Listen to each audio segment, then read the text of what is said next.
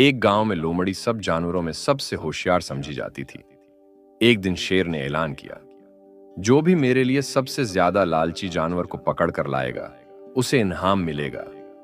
खरगोश, हाथी और बंदर सबने फौरन मंसूबा बनाया, लेकिन सबके मंसूबे हमेशा नाकाम हो जाते। आखिरकार लोमड़ी ने सोचा, अगर मैं सबसे ज्यादा लालची जानवर को बहकाऊं तो शेर को आसानी से दिखा सकती हूं कि वो कौन है। लोमड़ी ने सबके सामने एक सोने का टुकड़ा रखा और कहा, जो भी उसे लेगा शेर के पास जाना पड़ेगा। खरगोश और बंदर फौरन दौड़ पड़े, लेकिन सोने की लालच में वो एक दूसरे से टकरा गए और बेकार हो गए। लोमड़ी ने खामोशी से शेर के पास जाकर कहा, शेर साहब, सबसे ज्यादा लालची तो वो लोग थे जो टकराए। शेर हंस पड़ा और लोमड़ी को इनाम दिया। सबक: होशियारी और थोड़ी सी सोच से बड़ी मुश्किलात आसान हो सकती हैं और लालच अक्सर नुकसान देता है।